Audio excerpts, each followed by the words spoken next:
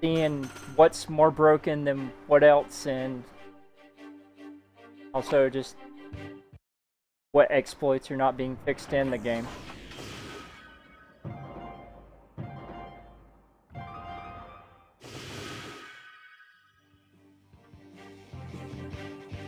If I win, great. If I lose, I just deal with it, because this game doesn't play fair, and it's all based on random number generations on when and what cards you get anyway. It's a very bad RNG boot, so. 3, 2, 1, go!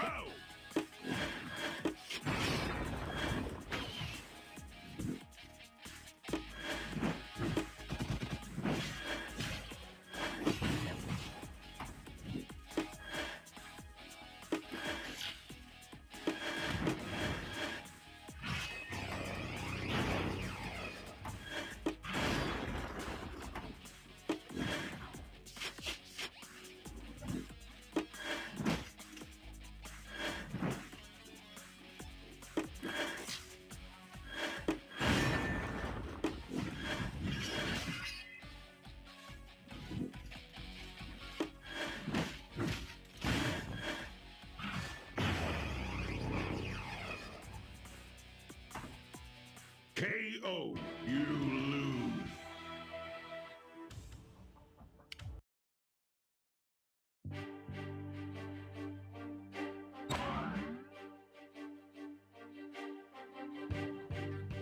So far, Pink Ranger does not work is any type of help for Zane. So, what's up, Jagoon Team?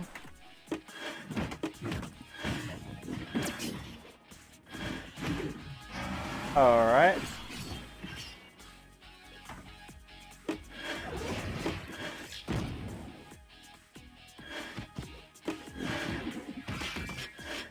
That was close.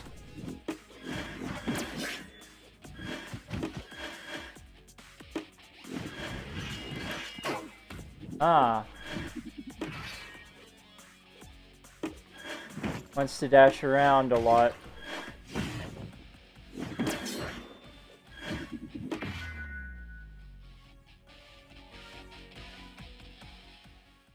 Hey, Goonting, do you play this game? Should I say, do you invest money in this game? Because it seems like about 80% of the people that play this game actually invest money in it now, because the way that it does pay to play compared to free to play, it very much so gimps you. Full point. 3, 2, 1, go!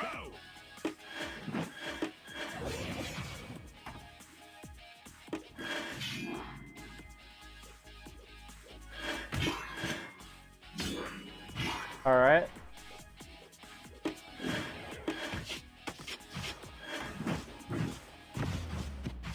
Oh, that went pretty well. I think it's one of the best rounds I've had against a Draken.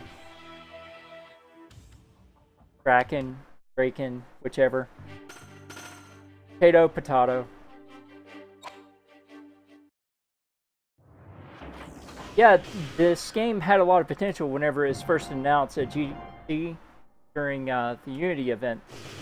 I was actually there and I spoke to the director of the title, and they had a lot of big ideas, but shortly after that, before it went into pre-alpha launch, they just scrapped all of those and they decided to stick with what they showed off, because everybody was going nuts over just the presence of the movie Black Ranger and the, JDF. So what can you do? They want to make money, and that's it. They decided that that's more important than actually doing anything that's going to not kill the fandom.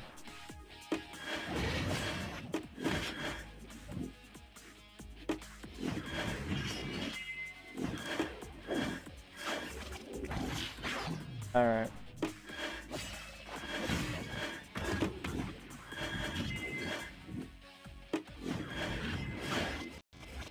Oh, wow. He got it perfect on me.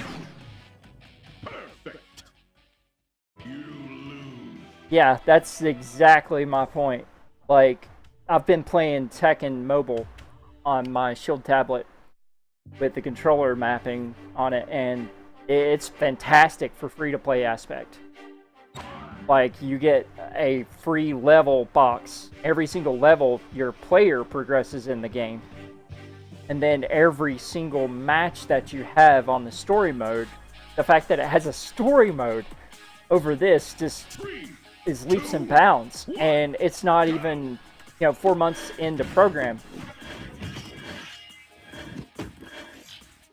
It's very young in its infancy still yet, and this has had close to half a year of launch. So it's just a huge deal.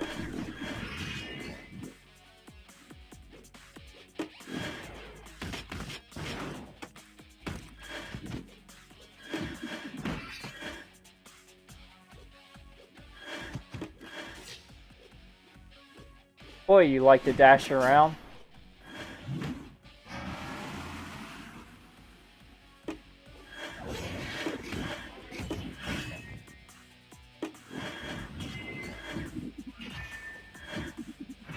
And the point of this game shouldn't be called Mighty Morphin or Power Rangers Dash Wars, because that's certainly the way that these YouTubers like to portray it is, oh, this is a fighting game. You have to do all of this stuff, and there's meta to it and everything. There's none of that. All there is the strategy of the cards that you draw, which is randomly generated.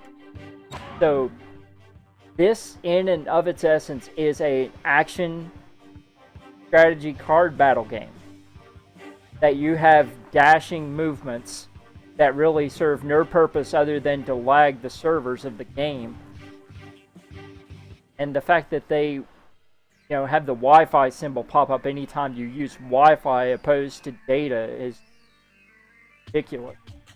I myself, I have my tablet plugged into a Ethernet adapter through USB OTG and run it on a hardline 100 meg pipe. So you'll never see that symbol pop up for me. 3, 2, 1. Unless it's on the other person that I'm actually fighting against. Premium lunchbox.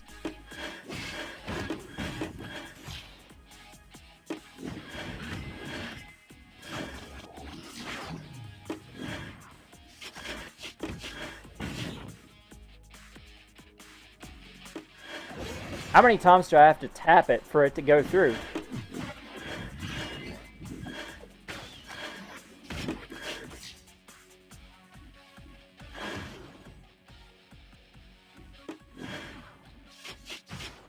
I love when people don't estimate the range properly for the Trent.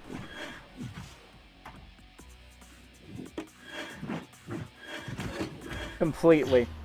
Straight up. And most of the moves they have set up in the game, all you can do really is just preemptively guess. Because you don't have control over what you can do when. But let's go ahead and open this. Since I've got the crystals and I'm not spending money on buying characters on this game anymore because it serves no purpose at all. Been over $8 in the first 3 months on the game. That was it. That was my end. I invested in this company's vision of the game and hoping that they would use what information I sent to them to get rid of the exploits and everything, but all they do is just use the exploits to be more ways that they can get money from players. And this is the most broken character in the game right now because of those balls right there. They said that they nerfed the damage on the balls, but they didn't.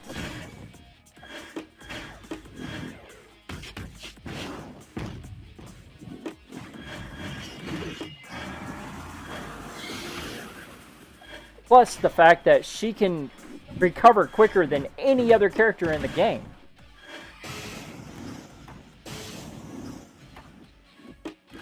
I mean, you would think that a defender would be able to recover quicker in the game.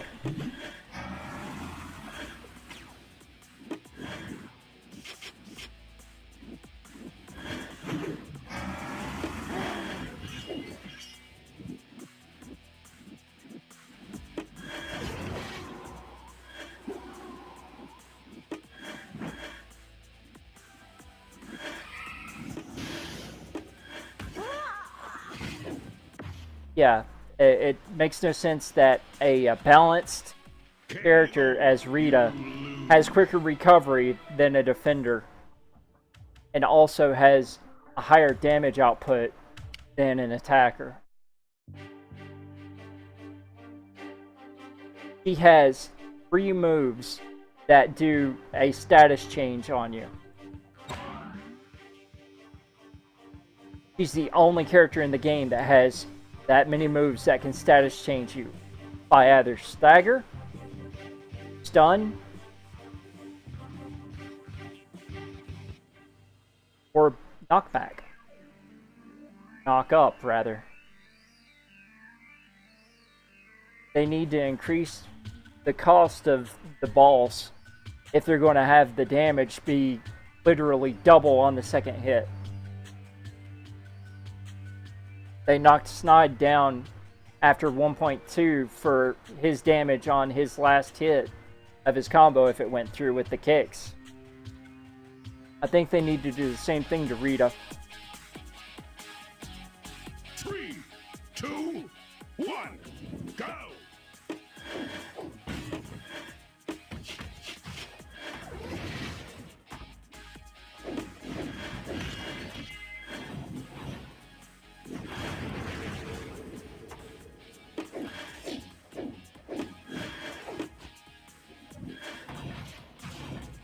And the fact that you cannot recover until after 4 bounces on the ground makes absolutely no sense to me.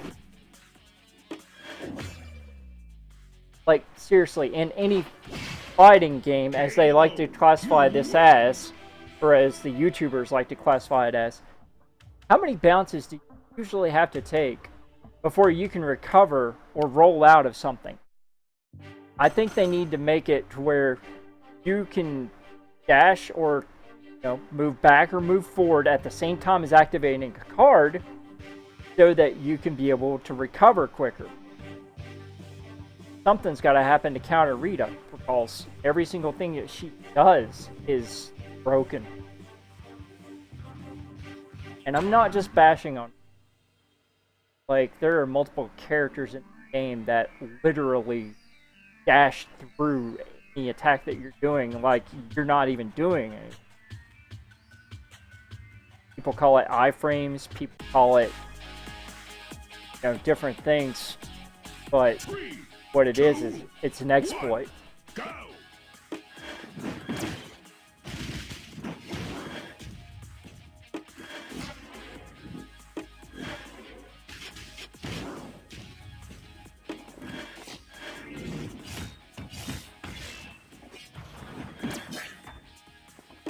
Getting a little ahead of yourself there, buddy.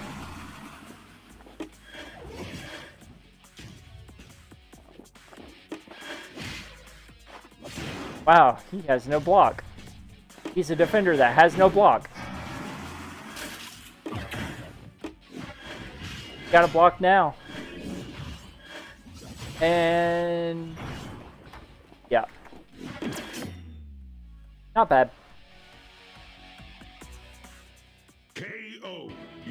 I'm on a Discord called Memes Castle, or one of the YouTubers that I follow, or not YouTubers, but streamers that I follow. And he's a retro gamer. He's the only person that I really found worthy of hosting whenever I'm not on, and I usually just